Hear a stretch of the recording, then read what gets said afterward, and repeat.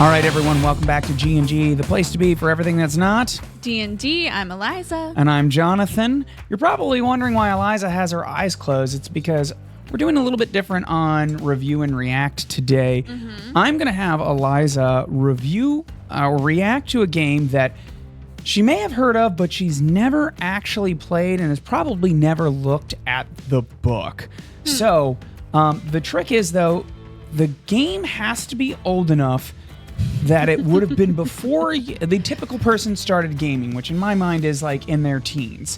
So I'm pretty sure this book came out before then. That being said, let's get into it. So the way she's going to rate it this time is we're not going to have any rating system. She's just going to react to it. Then she's going to spend a little bit of time with the book, give us her thoughts, okay?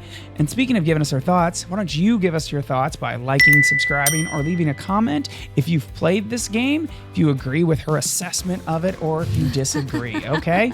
Eyes still closed? Yes. All right. So this game was published in 2008 by Black Industries. Okay, soon after Black Industries closed, and the license was passed off to Fantasy Flight Games. Fantasy Flight. Okay. You know Fantasy Flight. The game went on for several years, had a second edition, and then was shut down. When did the second edition come out? Do we know? So you got to put me on the spot. It'll be above me up here. This is the first edition, not the second edition here. Okay. So, and it is a sci-fi setting. Sci-fi. So what do you have an idea of what this might be? I'm trying to think. So I'm like trying to go through my having to stock books day.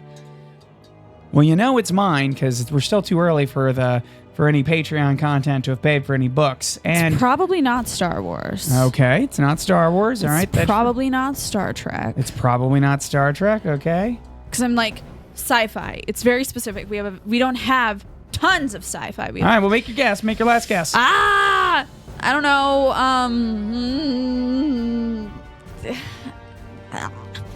I don't know. All right, so go ahead, open your eyes. Dark Heresy. Can you believe that this is actually made in 2008? I'm so mad that I didn't guess this now that I have seen it. Yeah, because it's like a gothic sci-fi. If you'd said I didn't want to make it easy. Then if I'd have said it's a gothic sci-fi, you'd have been like Warhammer. Yeah, that'd have been the end of that. Yeah.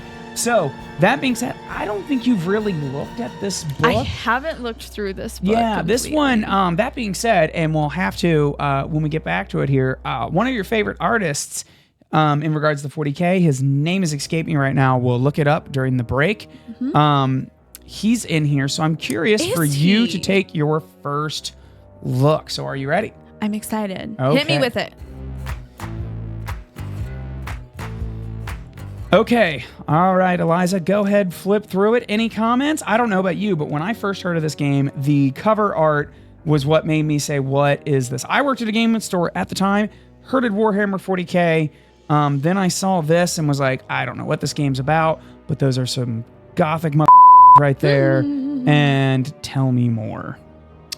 So it's funny because I know that like Warhammer is always having a moment, but it's really having a moment. They've been coming out with so many different things, and so many people are entering the Warhammer space through either the war games or the minis or the books. The novels, for some reason, have been just like flying off the shelves. Black Industry closed because they were focusing on the novels and they didn't have time to and so I feel like it's funny because I recently was working at a game store, and I felt like every day I was having to converse about Warhammer, and that made me learn more about it than anything else. And obviously 40K is more our household, not that we don't have other things and aren't open to that, but I know fantasy is really sort of having a moment. 40K I think is kind of more our vibe, so I'm excited that it's 40K. I feel like 40K is really, really good about nailing those gothic cathedral meets machine dystopian. You're gonna like this art. This is before it got a little too overly processed. And I say that like I love 40K art now, but now it's too colorful. This is just before it got too colorful. So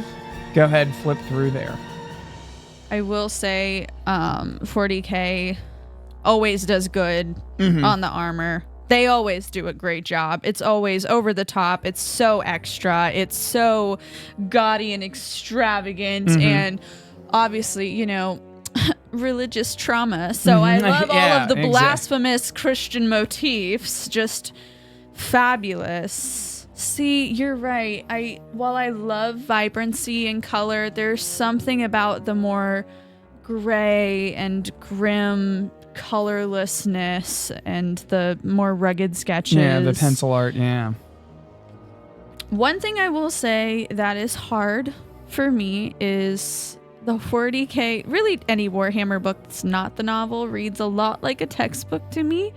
I have to take breaks when I'm figuring out get things ready for about charts and tables here. See, this is what I'm talking about. Look at this. It's amazing. Just give it to me, sir. Gotcha. Give me all. Luckily, I'll be able to put this up here and everyone will be able to see it a little clearer than through our lights here too. Yeah, no, it's some So good tell stuff. us about why you love Warhammer and why you love 40K. Oh, it's your favorite boy. Yeah, indeed. It's our favorite old man. Yeah, so we had He's in every game. He must, by obligation, make an appearance in every Warhammer game. He was in our game Deathwatch we game, play. a character like that who was essentially a bureaucrat that was lost, working on a project that had never went anywhere, and the Deathwatch characters that you were playing had saved them. And so he was so excited to actually have purpose again. My favorite scene, one of my favorites that I've ever done, was me playing this massive Scottish-inspired space wolf. Oh, by the way, Fenrir. trigger warning. We had female space marines in our game, so if that, I'm gonna like get coaxions. If that's gonna bother you, you should stop. Maybe go to a different channel. Yeah. So that being said, our priority was people have a good time. Yeah. We'll have a whole episode on our opinions. We will discuss that. We will discuss in regards to that, but we're not gonna get here. This is, you were playing a space marine. But that was my favorite, was coming up to this man who was like so reverent and just so old and talking about how he had spent his whole life, and me giving him basically one of my shot glasses and him holding it and like being like, holy relic like it is a holy relic. I mean, it was given to him by an angel. Me giving him whiskey that probably, it wasn't whiskey, but that would have ended him. And exactly. It was so endearing. That's fine. So you asked me what I like about I'm sorry. Go ahead. Dark Heresy or 40K? We'll stick to Dark Heresy. Just Dark this one Heresy. right now. So its tagline was "Innocence proves nothing," which to me was like, okay, that's dark as hell. Let's look into this. I had some friends at the time that were really into it, and I knew nothing about this game. Warhammer was just the minis on the wall that I knew nothing about, which is funny now. I paint them, but at the time I was like, oh my God, who would spend time and money painting these things? They're now minis on the wall. We know a great deal about. So I had some friends teach me how to play. I really enjoyed the tech priest. Just no way resembling a human or barely in this reverence for technology, because it's so much been lost. That was kind of what made me really get into it. And the idea of an inquisition, things like that, as we'll probably talk about in other episodes if we haven't already. We both find in religion fascinating for different reasons. I really enjoy fake religions because real people don't get hurt by it, but it does shape a culture. So I was super excited about that. So we're going to give a break here. We're going to fade to black or whatever transition I do, let you spend some time with the book, and we'll come back with your thoughts and your final rating. That sounds good to me. We'll see y'all in a second. Okay, Eliza, you've had a little bit of time to look over the book. I have. So you're going to give me your thoughts. My question is, are the thoughts going to make me feel old? I don't think this one is going to be the one with the thoughts that make you feel old. All right. You can continue to feel as youthful as you wish. All right, on this video. I'll keep I shall continue to be that dark Eldar, siphoning the souls of others to maintain my youth.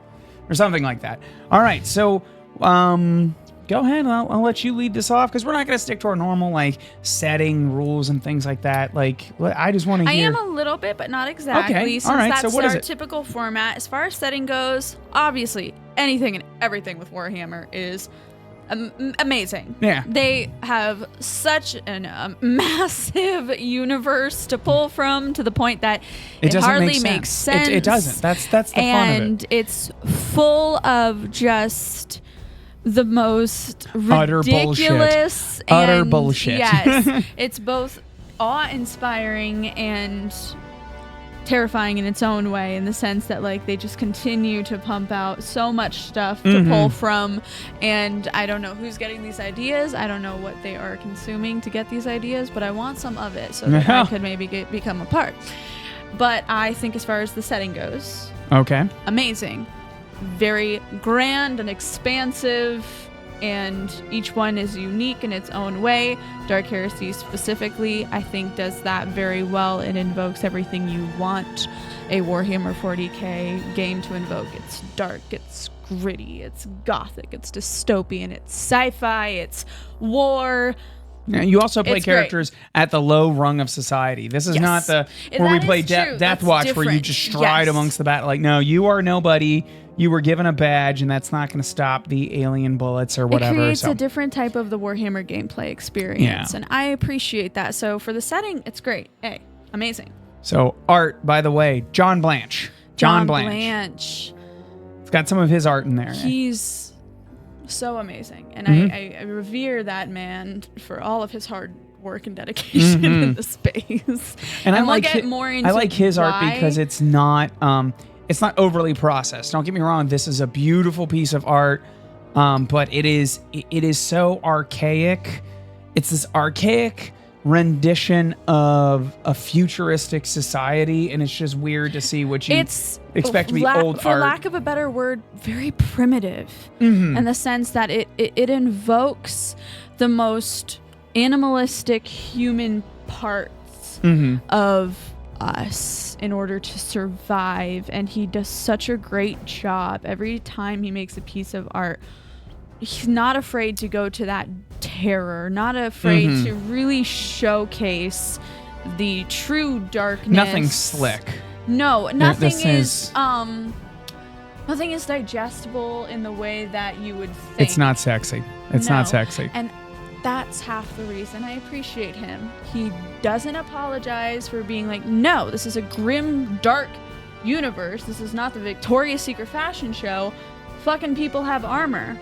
Anyway, so the art, I assume, is an A+. A plus plus plus plus, you know, obviously. Gotcha. Goths. Yeah, oh And yeah, that's why I loved it. That he again uses so many of the religious motifs and the garishness and just, like you said, utter bullshit. Think we talk about system playability? It's percentile. Flipping so. through here, yes, but I will say, as much as I love Warhammer, it always frightens me a little bit when I'm sitting down to figure out how to play it. Yeah. Because I feel like I have to relearn every single time. They actually do a pretty good job as I was flipping through here, looking at combat and how actions work and what they are specifically. They literally have step 1, 2, 3, 4, 5, 6, like full combat, half action, blah, blah, blah. Very good in communicating how to play the game. If I were in the middle of combat and needed to look something up, I could immediately go to the first page of that section and not be panicking, flipping through. I could read through as I'm taking my step and learn very easily as I'm rolling. Gotcha. Very quickly.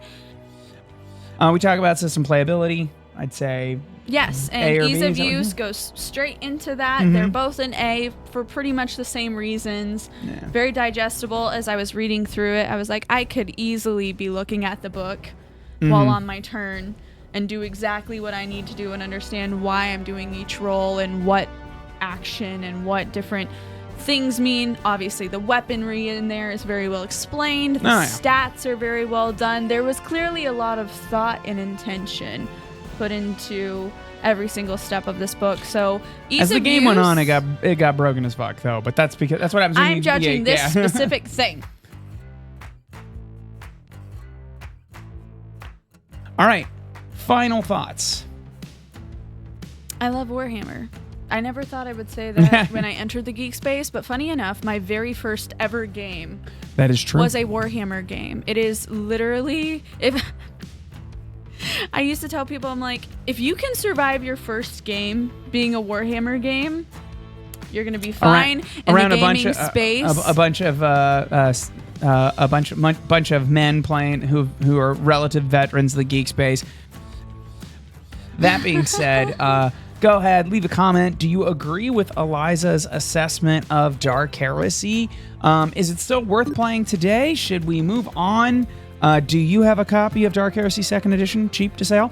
That would be awesome too. If you do agree, though, but you have more thoughts, please share them, because obviously this isn't necessarily a deep dive. This is just my initial reaction to it. We'll have a podcast, no doubt, about. Love hearing and reading all of you's comments about your opinions and the different things that you noticed that maybe we forgot to mention, the things that make the games even more this special. Was just a quick, and, like you looked over this very quickly. Maybe this isn't your favorite Warhammer. Tell us what your favorite Warhammer is. There's so many at this point. There's a lot. Fantasy. Rogue Trader, Death Watch, Only War. Yeah, do you paint the miniatures? Do you only play... it's just such an expansive thing. We should do a podcast of you trying to hobby. paint minis. That would be... I have painted mini. I mean, but you trying to do it. I was helping you the last time because that was your homework. That's because I needed to get it done fast, but I did it. All right. Thank you, everyone. See you later. What do we call them? Baddies? Bye, my beautiful baddies.